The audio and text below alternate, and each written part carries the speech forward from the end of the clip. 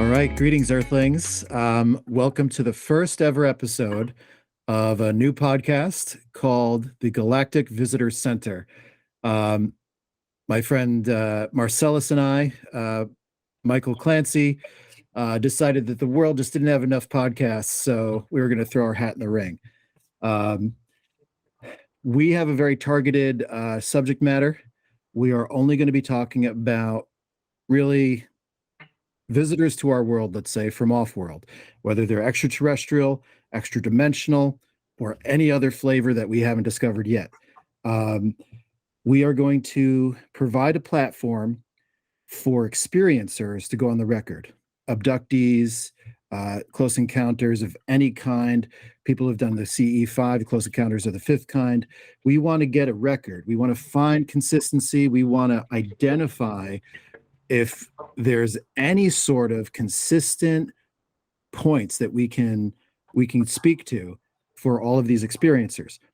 The next thing that we're going to talk about in this podcast and over the course of many episodes is the kind of context, how we got here, the history of ufology, and what we can glean from things that have happened, like with Roswell, and everybody else who's already been on the record. We're going to talk about them.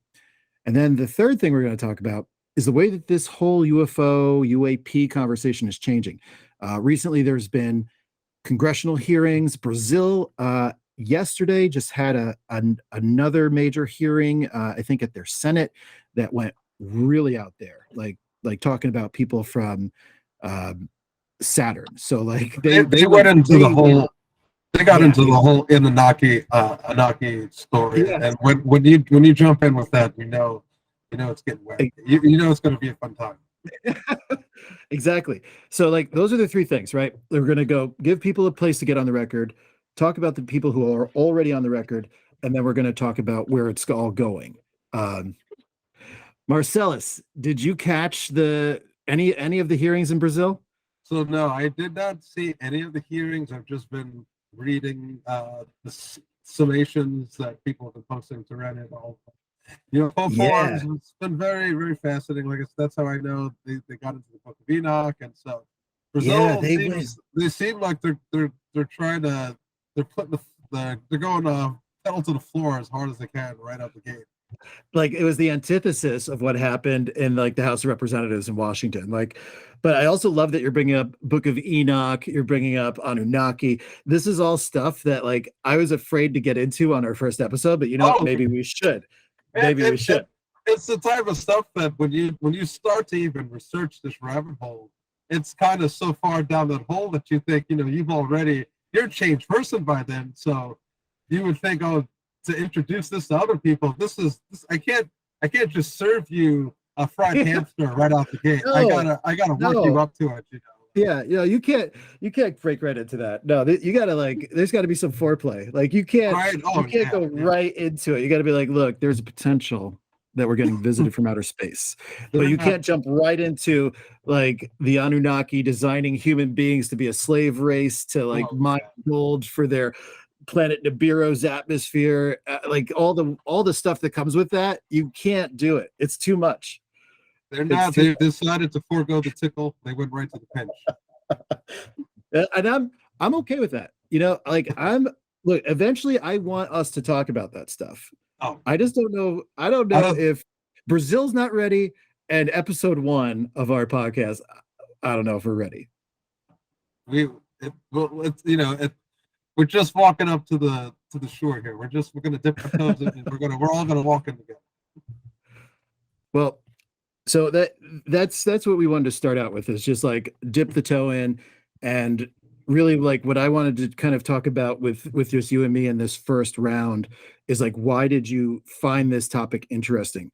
For me, it's consistency of observation. So what you find is if you look into what the FAA, the flight control, has gotten information from pilots, they see the same things all the time. They don't report it because they don't want to lose their jobs. They don't want to be labeled as crazy. They see the same things in the sky all the time.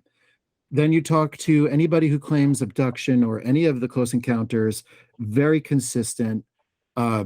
And for me, any story that is that consistent, but the official narrative counters that, is already compelling.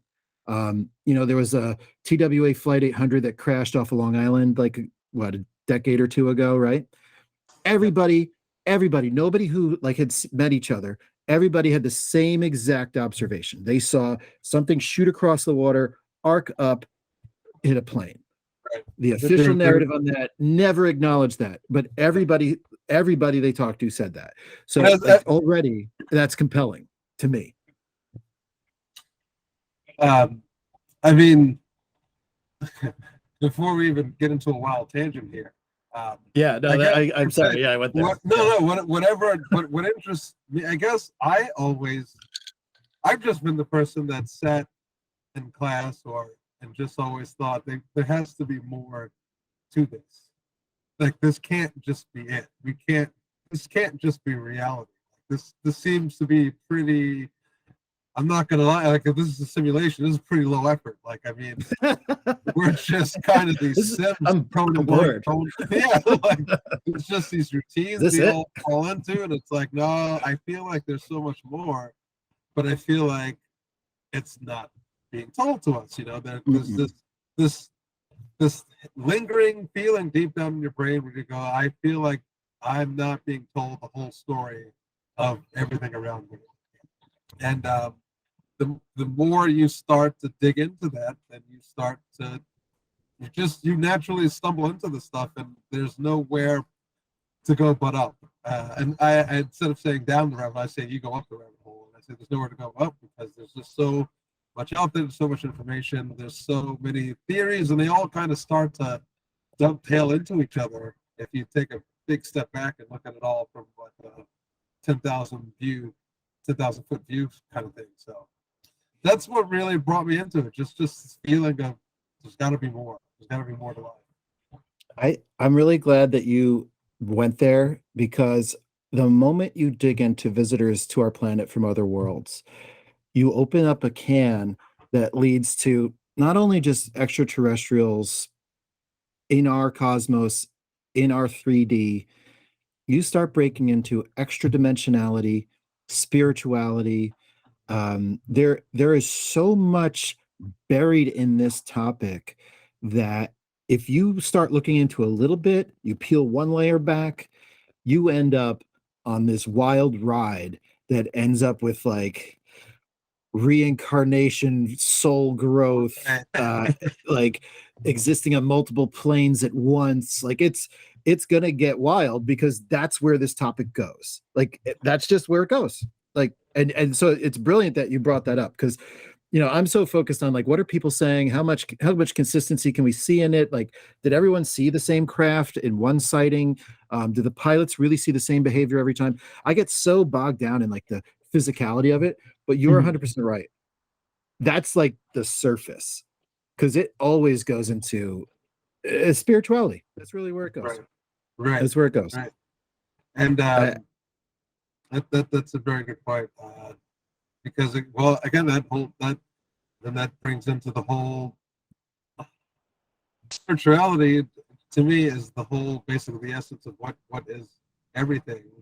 And then the research I've done of late, it all kind of points to this consciousness thing. It all just points back to everything is just this consciousness. And is it a question of is it one or is it many that are all we're all just interacting, but somehow it all just ties back to it all boils down to it's just one. It's just one, and we're all just a micro millimeter fraction of that whole.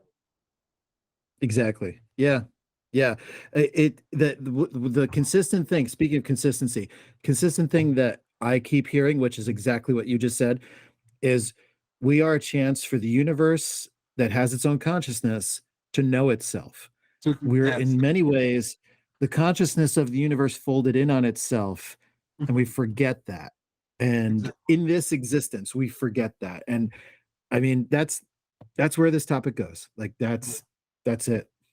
That's it. And that's why, so we've actually lined up some really cool people to interview. The couple of people that I've met on TikTok One of them is Gracie. uh, she's phenomenal. She had this experience with Grays. She felt like she had a message from them. She's gone deeper with it with regression hypnosis. I mean, I, it's really going to be like super interesting to hear like her take on all of this because she kind of bridges that gap. It starts out with this ET experience, Mhm. and then it ends up in this almost spiritual kind of thing that looks at how you basically are a soul that just keeps incarnating to learn like these really, I guess, fundamental truths of the universe. So So she's wait, going to be oh, super interesting. What's that? I was going to say, well, again, that's a theory, and there's another theory that says it's a trap. This whole Ah, reincarnation thing, ah, it's yeah. just a big gimmick that we're not supposed to be reincarnating. There's a way Don't go out, into the but light, right? yeah, exactly, yeah, yeah. Yeah, don't go into the light. That's the Loosh farm, and I love that one. That I don't personally believe that one because it's just Mm. too fucking sad. But like, like the Loosh farm, like that there's these like extra dimensional reptilians that like Mhm. harvest our negative So energy, and yeah, it's called a yeah, Loosh. yeah. Yeah, I think yeah, again, Loosh. well, if I think the only thing that's failing that theory is just they got a terrible name to marketing Yeah, wise. Roosh is like they could have workshopped that a little bit better. that's something that we should try. Like you and I, we both have like day jobs, right? So like you get that question at the office and they're like, "How was your weekend?" It's like, "Oh, just another day on the Loosh farm," and just see how that goes over. Talk about a way to get quickly asked to go to HR like HR. calls That's you what in. It's like, HR's going "What's to the need to talk matter to with you? Why are you like this?" you. Yeah, I think it Um, just suffers from a terrible, terrible name. Uh, so we've got Gracie. She's going to come on our next episode and talk to us. Some point in July, we're going to have an interview with this guy, Costa Macrease, who claims to have 1 million followers that engage with him on these CE5 events. now, Like, sounds really, I really saw cool. I that, mean, and today, the day that we're doing this, today is the 25th of June. I believe he was yeah, supposed to be doing some huge event all over the he, world. And yeah, now I have some absolutely. questions regarding that because again, we seem to have this very juvenile, I hate to use that word, but kind of view towards, well, let's just all get together, hold hands, sing kumbaya, and summon these entities. We have no idea who they are, what their intentions are. I think it's You're right. foolish. I think it's You're incredibly right. foolish to Well, just be I don't inviting know them in. that. Yeah, I don't know that it's foolish, but you're right. Like we're presuming that it's this like very safe thing that we're doing, and it may not be. It may not be for a number of reasons. There's the very simple explanation that we may not know who's hostile to us and who isn't. It's also they may think that they have our best interests at heart, but we don't agree with that. Like they might do something to us that we don't want that they think is great for us. Or it could just be that we're not ready and they show up to us and they talk to us and our brains melt. Like there's 1 million things that could be like, you're not ready for this, which is probably why we haven't had this full disclosure yet. Right. But I do want to say, Costa Macrease and Gracie are both going to have interesting perspectives on that, which is why we are doing this. That's why we're having this podcast. We want to get perspectives on people who claim to have actually met with or gotten messages from ETs or had some experience with ETs to get their take on whether or not this is good or bad for us. I have the feeling that the people that really get into it, they're all going to have a positive spin on it. But it's always worth asking the question. Always. Yeah, I think getting firsthand account that's tremendous, and there's a lot of questions I have as well. A lot of questions I've always Good. had that I wanted Good. answered.